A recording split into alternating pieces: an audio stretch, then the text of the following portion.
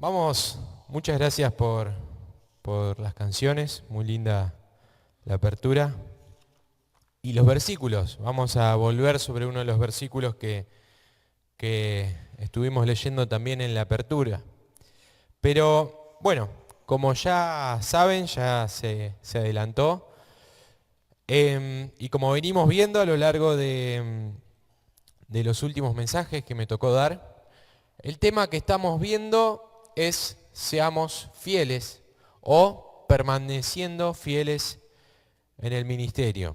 Y hoy tocaría ya la cuarta reunión, ya se va terminando o se va acercando al final, queda al menos una más o dos, depende, pero vamos a hacer un breve repaso como hacemos siempre.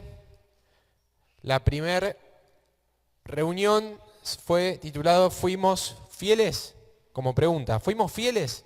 Fue una reunión de fin de año, en diciembre del año pasado, donde nos encontramos en esta tarea de mirar en nuestro año hacia atrás y responder a la pregunta de si habíamos sido fieles. Vimos Hebreos 12, a ver acá si está. Bien, cierre reflexivo del año. Vimos en Hebreo 12 el ejemplo de una grande nube de testigos que nos anima a continuar. Veíamos a qué hacía referencia esto. Vimos el ejemplo perfecto que era Jesús. Y llegamos a una pregunta de qué somos testigos. ¿Qué es lo que testifica mi vida? Hablábamos de que testigos no era alguien que iba a declarar, sino que éramos nosotros, que nuestra vida testifica de algo. ¿Y de qué testifica tu vida?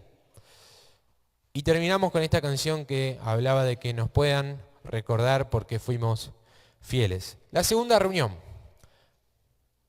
Ajá. A ver, si fui yo. Permaneciendo fieles. Se trabó.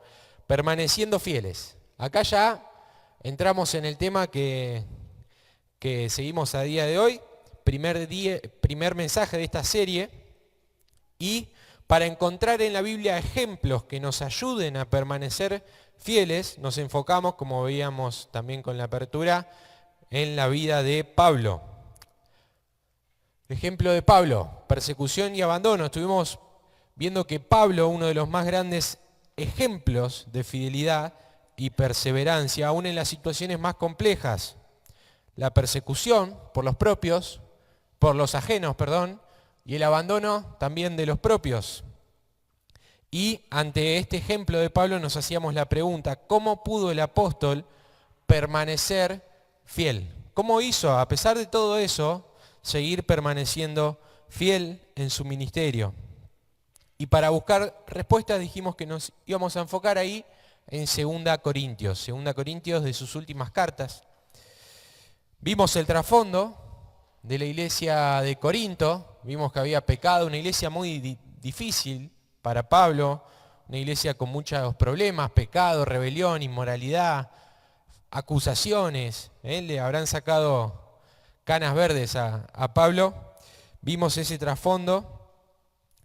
Y después de todo ese contexto vimos la primera razón de fidelidad de Pablo, que era, él estaba convencido de la superioridad del nuevo pacto, que lo vimos en 2 Corintios capítulo 3, que Pablo hace una comparación entre el antiguo pacto y el nuevo pacto, demostrando lo glorioso de nuestro llamado, que eso es lo que nos debe hacer permanecer fieles. Esta sería la primera razón por la que Pablo permanecía fiel. La reunión anterior, nos metimos ya de lleno en el versículo 1 de 2 Corintios 4 y encontramos la razón por la que Pablo no desmayaba. No sé si se acuerdan que veíamos. ¿Por qué Pablo no desmayaba? Que es la segunda causa por la que Pablo permanecía fiel, de que estaba convencido de que el ministerio es por la misericordia de Dios. Pablo sabía que estaba en el ministerio por misericordia, por gracia. Se me mezcló ministerio, misericordia, pero estaba ahí por gracia. Y es solo por gracia que podemos servirle. El ministerio no es un favor que nosotros le estamos haciendo a Dios, sino que es un privilegio que Dios nos da a nosotros de poder participar en su obra.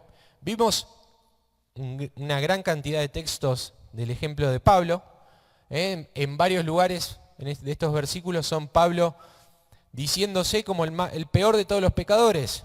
Pablo, un apóstol muy reconocido, quizás de los más reconocidos, diciéndose el primero de los pecadores, el que no es digno de ser llamado apóstol. O cuando se presenta en las cartas, muchas veces cuando habla de su llamado, dice que fue llamado por la misericordia de Dios. Siempre haciendo referencia a que él no se ganó de estar ahí, sino de que es parte del amor, de la gracia, de la misericordia de Dios que podemos estar en el ministerio. Vimos una aclaración entre gracia y responsabilidad. Que no seamos merecedores no significa que no tengamos que ponernos manos a la obra, que ser diligentes, que ser estudiosos, que prepararnos, que tratar de mantener cierta parte que depende de nosotros. Y terminamos con esta conclusión de que el servicio es un privilegio y no debería ser al menos una carga. Y ahora sí, fin del resumen. Vamos a abrir en 2 Corintios, capítulo 4, y vamos a leer el versículo 2.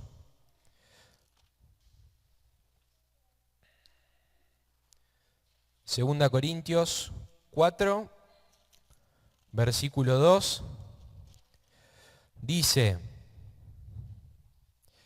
vamos a leer desde el 1 para retomar, dice, por lo cual teniendo nosotros este ministerio, según la misericordia que hemos recibido, no desmayamos. Y dice el 2, antes bien renunciamos al oculto y vergonzoso, no andando con astucia ni adulterando la palabra de Dios, sino por la manifestación de la verdad, recomendándonos a toda conciencia humana delante de Dios. Vemos que dice Pablo en la segunda parte,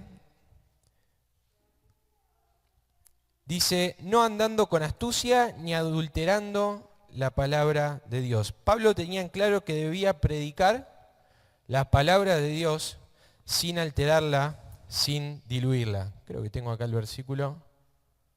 Bien, esa es la segunda. Acá tengo el versículo. Bien, ni adulterando la palabra de Dios. Pablo tenía esto en claro. Saben que la palabra astucia acá viene de una expresión griega que es panaurgía y hace referencia a un engaño, a un truco. Acá esta palabra nos habla de alguien que es astuto, pero astuto en el sentido negativo normalmente, astuto, engañoso. Una persona que está dispuesta a hacer absolutamente cualquier cosa para obtener el fin que desea. El famoso, el fin justifica los medios. Pero la palabra también que aparece por ahí, adulterando, era una palabra que deriva de otra que significaba señuelo. Y quiere decir algo así como si fuera entrampar, embaucar, vamos a decirlo de esa manera. Esta palabra se utilizaba mucho en relación a los vendedores de vino de dudosa procedencia. Estos vendedores de vino embaucaban a la gente y les vendían el vino diluido. Para vender más, le metían agua. Bueno, de ahí viene adulterando, la mayoría lo relaciona con eso, con estos vendedores de vino. Esa misma palabra que Pablo dice, no vendemos un evangelio diluido, no vendemos un evangelio con agua. Ahora, esta forma de pensar de Pablo es algo que a nosotros nos parece obvio. Nadie va a decir, no, sí, yo voy a diluir el evangelio un poco. Quizás nadie lo va a admitir abiertamente. Pero no es la filosofía, quizás, esto que enseña Pablo, que prevalece en muchas de las iglesias, quizás mega iglesias, y no tan mega iglesias de hoy en día. Muchos de ustedes conocerán, al menos yo sí, iglesias, pastores, que harían lo que sea, con tal de que puedan atraer multitudes. A veces aparecen muchos en las redes sociales, ahora que hay reels y eso, aparecen flotando en cables, en rieles, aparecen volando y caen, y como si fueran Tony Stark, y hacen todo este tipo de shows para poder atraer, atraer multitudes. Evitan la manifestación de la verdad, diría Pablo, como leíamos recién, para no poner incómoda a la gente. Minimizan las verdades esenciales del Evangelio. Buscan que la gente se sienta cómoda, no que se sienta incómoda. No que se sientan que son pecadores, no. Que no ponga a trabajar su conciencia, busca que la gente venga. Que les den una palmadita en la espalda para que puedan volver y que en lo posible puedan traer también mucha ofrenda. Acá hay un juego de palabras que hace Pablo también en 1 Corintios, no vamos a entrar en eso, pero les habla como si fueran charlatanes. Estos charlatanes religiosos manipulan las escrituras para poder hacerla más atractiva, entre comillas. Adulteran la Biblia para obligar a decir algo que ellos quieren decir en realidad. Se distorsiona para que los principios, las verdades bíblicas, vayan más de la mano con la cultura general, entonces no cae tan pesado a la gente. Entonces la gente viene porque no se siente incómoda, no se siente mal. Pero al final terminan frustrando el propósito mismo por el cual existe la verdad. El poder demostrar a todo lo que no sea la verdad que está equivocado. Ahora Pablo no negociaba esto.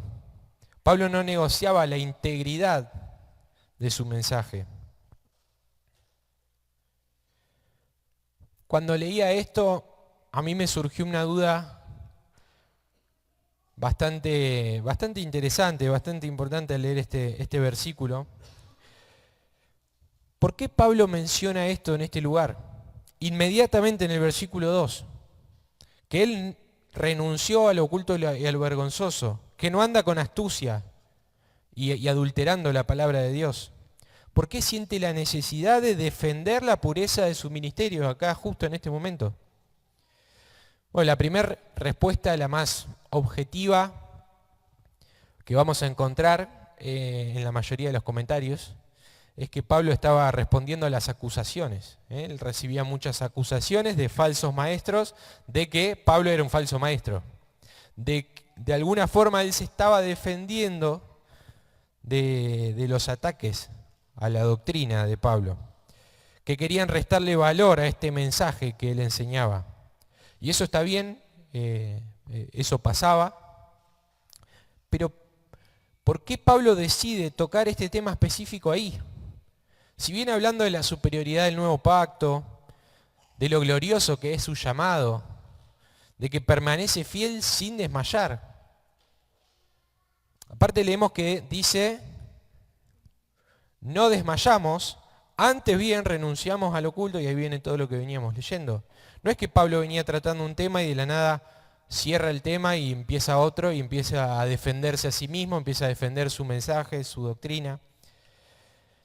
Yo creo que la respuesta está en los versículos siguientes y revela una convicción que transforma por completo nuestra forma de ver el ministerio. Y es el punto número 3, la razón número 3 por la que Pablo seguía firme. Pablo estaba plenamente convencido de que los resultados le pertenecen a Dios. Y ahora vamos a entrar un poco en esto.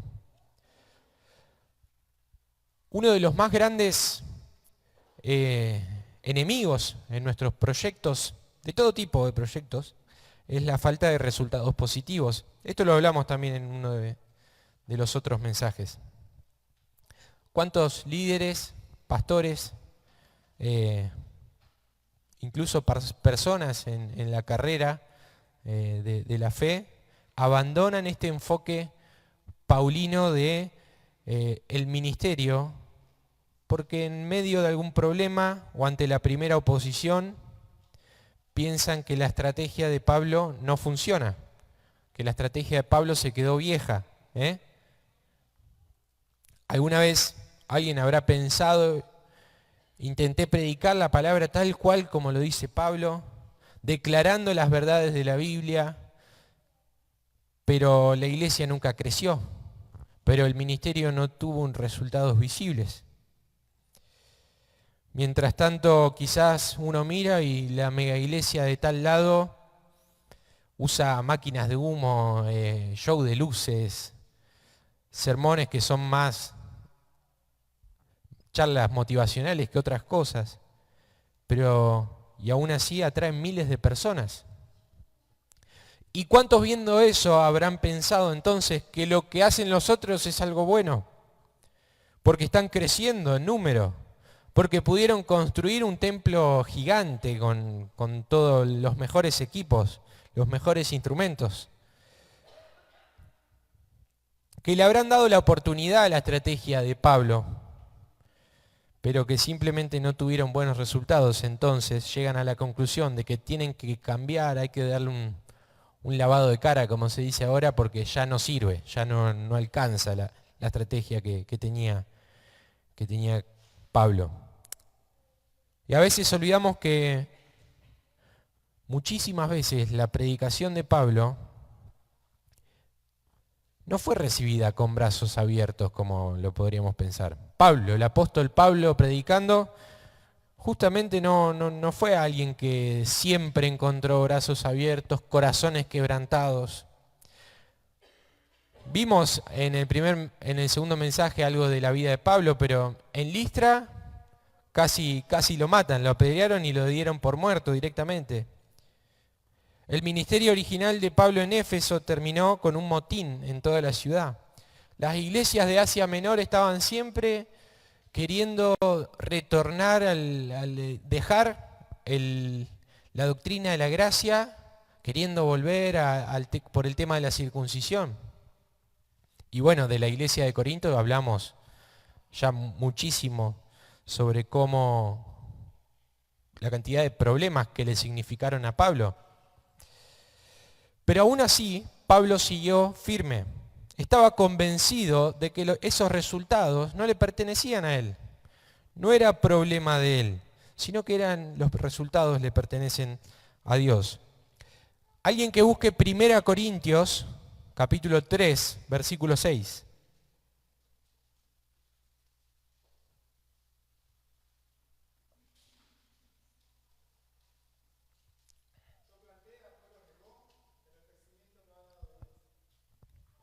Bien, a ver.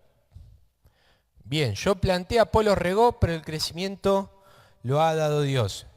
Pablo declara con convicción que Él nos encarga del crecimiento. Y vamos a ver que también la palabra de Dios siempre produce fruto, incluso cuando los resultados no son las cosas que se ven a simple vista o que uno esperaba. ¿Qué dice? Es más largo que eso, así que búsquenlo. Isaías 55, capítulo 10 al 11, 2 versículos. Isaías 55, versículo 10 al 11.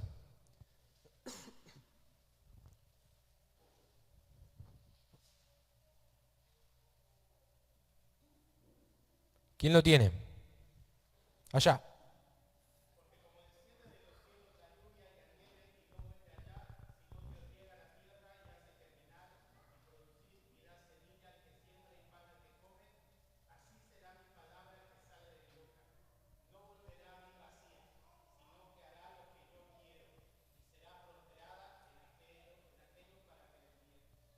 Bien, muchas gracias. La palabra de Dios nunca vuelve vacía. Esto es una promesa. Nunca vuelve vacía. Y esto no es una promesa para decir que todo el mundo, si uno le presenta la palabra de Dios, se va a convertir. Y necesariamente se va a convertir. No. El Evangelio, como también lo dice Pablo en 2 Corintios, el Evangelio es una buena noticia de vida, es un olor, una fragancia de vida para los que creen. Pero es un olor de muerte para muerte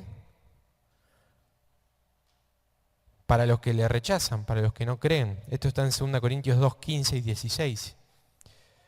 Sea cual sea el resultado, cuando nosotros somos fieles y hacemos lo que tenemos que hacer, entonces, y esta es la filosofía paulina, entonces nosotros ya cumplimos con nuestra parte. Los resultados ya no dependen de mí, sino que dependen de Dios. Y ahí sí vamos a pasar al versículo 3 y 4 de 2 Corintios 4. Dice, pero si nuestro evangelio está aún encubierto, entre los que se pierden está encubierto, en los cuales el Dios de este siglo cegó el entendimiento de los incrédulos, para que no les resplandezca la luz del evangelio de la gloria de Cristo, el cual es la imagen de Dios. El apóstol sabía una verdad teológica inquebrantable. Él no tenía poder para abrir un corazón. Él no podía producir artificialmente un arrepentimiento genuino. Él no podía ser alguien que genere fe, que destape esta ceguera espiritual. Sabía que el hombre natural está muerto en sus delitos y pecados. Y no solamente eso, sino que Satanás, como leíamos, el Dios de este siglo, está haciendo un esfuerzo gigante para cegar aún más a todas las personas. Y que ninguna técnica humana de persuasión puede resucitar y dar vida a un cadáver espiritual. Por eso no recurría a modelos pragmáticos, estrategias de marketing del Evangelio o a versiones diluidas del Evangelio. Su confianza no descansaba en su elocuencia, sino que descansaba en el poder de Dios, en el poder del Espíritu Santo. No ponía en foco en que si el Evangelio se pierde, entonces tenemos que buscarle una vuelta. Tenemos que readaptar el mensaje. Utilizar cierta estrategia con el fin de que le sea más fácil a la gente. Miren, hermanos, tenemos que tener mucho cuidado con esto, en especial en la predicación del Evangelio. Pensar lo contrario a esto que está enseñando Pablo sugiere que el que está haciendo la tarea, el ministro, merece al menos una parte del mérito por los resultados, un mérito parcial. Que si alguien se convierte es porque yo soy muy bueno predicando también un poco, entonces dividimos el mérito mitad y mitad con Dios. Quedamos así. Hermanos, si algo sabemos es que nunca trae buenas consecuencias el alterar el mensaje del Evangelio. No tiene fundamento, como veíamos, porque no somos nosotros los que producen el resultado, pero aparte trae malas consecuencias alterar el mensaje del Evangelio. Quizás pueda traer aparentes buenas consecuencias. Quizás se te llene la iglesia de gente. Quizás te empieza a ir muy bien económicamente. La iglesia puede comprar, construir, no sé. Pero este tipo de pseudoevangelios han llenado auditorios de personas que son en realidad falsos convertidos, que nunca han escuchado el verdadero evangelio del Señor Jesucristo como Salvador y Señor. Leíamos en el 5, porque no nos predicamos a nosotros mismos, sino a Jesucristo como Señor. Sino a Jesucristo como Señor y nosotros como vuestros siervos por amor de Jesús. Este versículo es el eje y el resumen de esta forma de pensar en cuanto al ministerio que tiene Pablo. Es la base en la cual se basa todo lo que venimos hablando. Y es interesante ver el contexto en donde Pablo dice estas cosas. Él está diciendo que predicaba a Jesús como Señor porque todo individuo en su estado natural es parte de este grupo de los que se pierden. Los que se pierden. Grupo que él formaba parte. También en un momento dice, dice que el Evangelio es locura para los que se pierden. Pablo era de esos, que él pensaba que era locura lo que hablaban. Y entonces ahora sí, Este poder de Dios para salvación, este evangelio, es el único medio por el cual puede correrse la oscuridad, quitarse la ceguera y dar vida espiritual a alguien que estaba muerto. Vamos a leer así el versículo 6.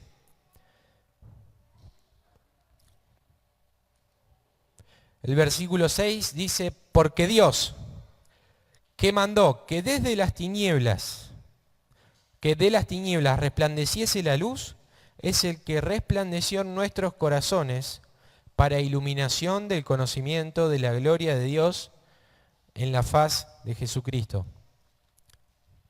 Y acá hace una excelente comparación entre Génesis 1, cuando Dios manda que sea la luz, con la luz que resplandece en nuestros corazones cuando entendemos y aceptamos el mensaje del Evangelio. Así como la luz fue creada por la palabra de Dios, por la palabra de Dios también podemos pasar de muerte a vida espiritual. Así como fue creada la luz, como se suele decir, ex nihilo, de la nada, no había nada antes. Dios puede generar luz en un corazón de oscuridad total. Ahora, me gustaría tocar otro aspecto de este tema, que fue una de las cosas que se me vinieron a la mente la primera vez que leí este material que estuve leyendo. Porque lo principal que estamos viendo es casi todo enfocado al ministerio. El tema este está orientado al ministerio, permanecer fiel en el ministerio. Y tanto el material como lo que vimos hasta ahora está relacionado, lo que vimos hoy, ¿no?, a los resultados del ministerio. Pero en realidad esta lucha que tenemos es bastante más profunda. Porque el problema nunca fue quién controla simplemente los resultados del ministerio. La verdadera pregunta es, ¿quién controla los resultados de toda nuestra obediencia? Esto también es aplicable no solamente en el ministerio, sino en nuestras vidas en general. Así como puede desilusionarnos y hacernos abandonar el hecho de no ver resultados positivos en nuestro ministerio, también puede desilusionarnos y hacernos abandonar cuando no vemos el resultado en nuestras vidas de obedecer o de hacer lo correcto. Y creo que cualquiera de nosotros habrá pasado por esto alguna vez. Cuando le empieza a ir bárbaro al compañero de trabajo que se toma todos los posibles atajos que existen, que hace todo lo peor que puede hacer para para salirse con la suya. Cuando uno tiene que hacer el doble esfuerzo y encima muchas veces no tiene el mismo reconocimiento. Cuando hay tanta gente entregada a hacer lo malo, a hacer el mal, que aparentemente tiene vidas soñadas, que viven en mansiones, que pareciera que no tienen preocupaciones. Y uno mira su vida queriendo hacer todo lo mejor que puede. Y quizás, visto con ojos terrenales, no nos va como el otro. O tenemos que hacer el doble, el triple de trabajo. Bueno, esos resultados también le pertenecen a Dios. ¿Y vos crees que Dios no va a dar bendiciones de acuerdo a lo que dijo en su palabra, de lo que dice en la Biblia? ¿Vos creés que Dios miente? ¿Vos creés que Dios va a pasar por alto la fidelidad de sus hijos? ¿Vos creés que la obediencia termina siendo pérdida en algún momento para aquellos que le pertenecen? Y por otro lado, ¿vos creés que si abandonás y dejás de lado a Dios, te va a ir bien? Voy a contar una pequeña anécdota acá. Una de las preguntas que mi papá me hacía cuando lo hacía renegar en mi adolescencia. Y yo quería quizás hacer las cosas que el mundo ofrecía y que obviamente no me dejaban. Y la pregunta que él me solía hacer era, ¿vos no le creés a Dios? ¿No le creés a Dios? ¿Vos creés que Dios miente? El punto estaba ahí. Obviamente en el momento uno está rebelde. Claramente Dios no nos miente en su palabra. Y si crees eso, tu problema es mayor, porque no conoces a Dios.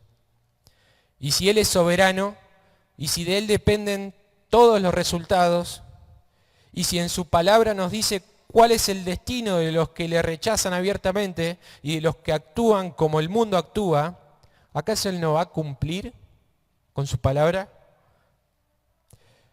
El desánimo en la vida cristiana aparece cuando cometemos el error trágico de medir los resultados de Dios con la balanza del mundo, con los ojos del mundo. Queremos recompensas palpables, inmediatas. Queremos que la obediencia nos traiga, no sé, comodidad. Si alguna vez te sentiste de esta forma, no sos el único. No sos el único en este lugar, sino que también no sos el único en la palabra de Dios. Vamos a buscar el Salmo 73. Salmo 73.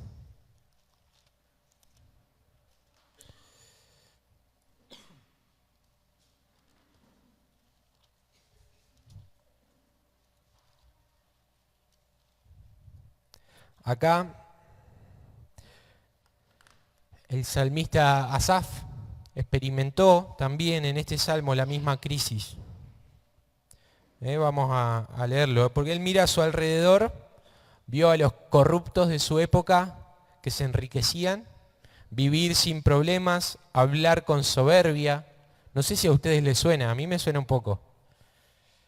Y llega un punto de tanta desesperación que ahora vamos a llegar y lo vamos a leer. El versículo 2 del Salmo 73 dice: en cuanto a mí, casi se deslizaron mis pies, por poco resbalaron mis pasos, porque tuve envidia de los arrogantes, viendo la prosperidad de los impíos. Versículo 5. No pasan trabajos como los otros mortales, ni son azotados como los demás hombres. Por tanto, la soberbia los corona, se cubren de vestido, de violencia. He aquí estos impíos, dice el 12, he aquí estos impíos, sin ser turbados del mundo, alcanzaron riquezas. El 14 dice, pues, y yo he sido azotado todo el día y castigado todas las mañanas. Y el 13 me lo salté a propósito porque llega a una conclusión, Asaf, que es bastante preocupante. Una conclusión que es, entre tanta desesperación, es algo terrible. Dice, verdaderamente en vano he limpiado mi corazón y lavado mis manos en inocencia. Hice todo esto en vano. Asaf empezó a ver a su alrededor y pensó, no vale la pena esto, no vale la pena ser fiel.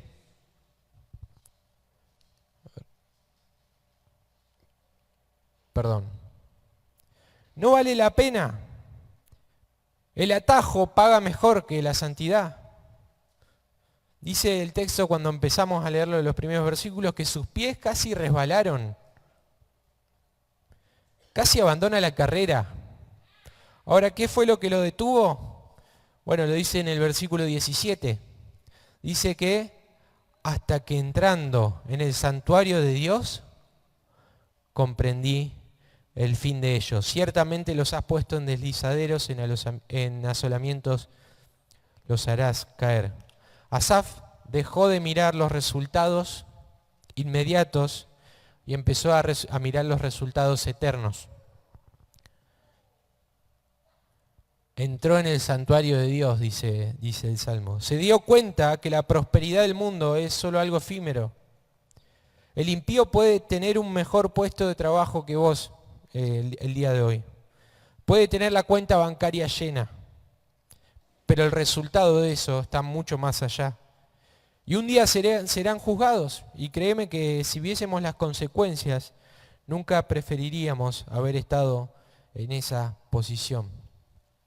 El apóstol Pablo, el mismo que escribía a los corintios sobre el ministerio, también les escribe a los gálatas, lo leímos en la apertura, un principio que aplica para todos, un principio que aplica para el estudiante, para el profesional, para el padre de familia, para el joven, para el adolescente, que está en Gálatas 6:9.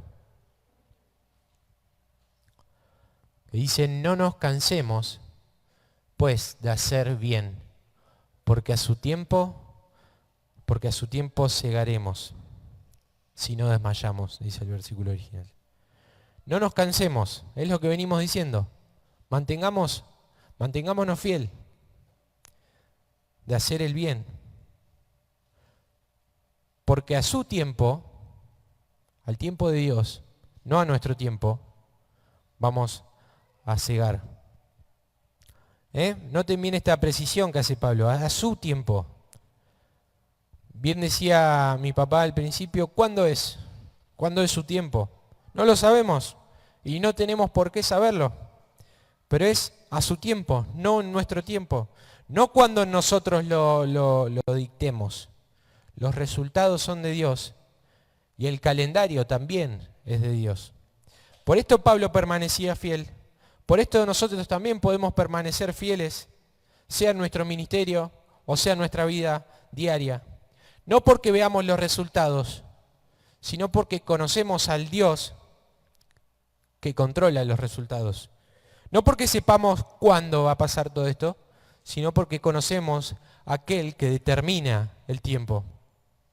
Entonces terminamos este mensaje con la pregunta con la que empezamos este estudio. ¿Cómo hizo Pablo para permanecer fiel, aun cuando los resultados de su fidelidad no eran los esperados? ¿Cómo hizo aun cuando las consecuencias de su fidelidad fueron azotes?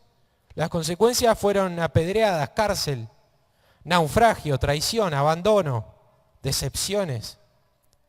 Porque Pablo había entendido lo que muchos a veces olvidan. Había entendido que Dios nunca le exigió resultados. En el derecho se habla mucho de las obligaciones de medios y obligaciones de resultados. Un médico no tiene la obligación de dejar vivo a un paciente. Tiene la obligación de realizar todos los medios que tiene a disposición para que eso no suceda. Bueno, también podríamos decir que tendríamos una especie de obligación de medios con Dios. Dios te pide ser fiel. Dios te pide predicar. Él se encarga de salvar. Dios te pide sembrar. Él se encarga del crecimiento. Lo leíamos también.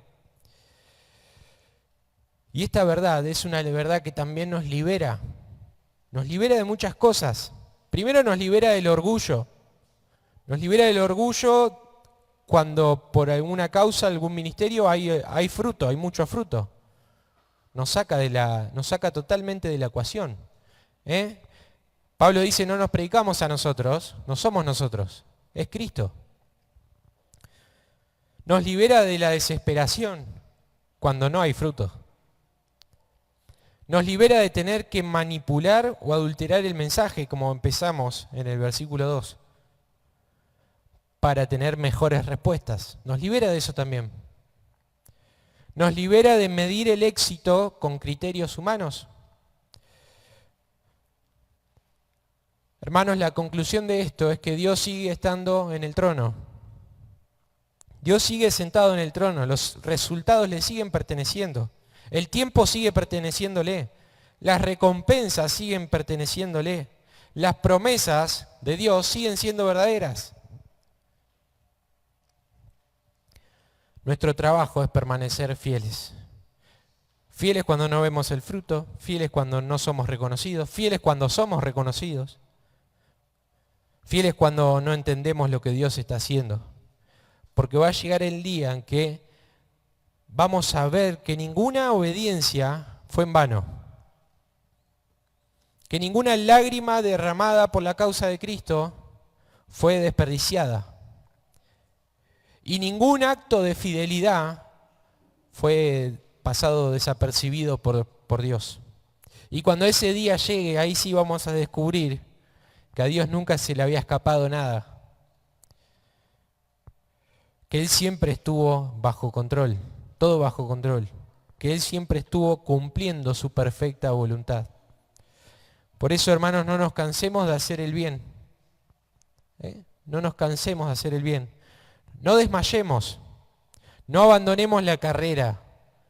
Los resultados le pertenecen a Dios. La fidelidad sí nos pertenece a cada uno de nosotros. Muchas gracias.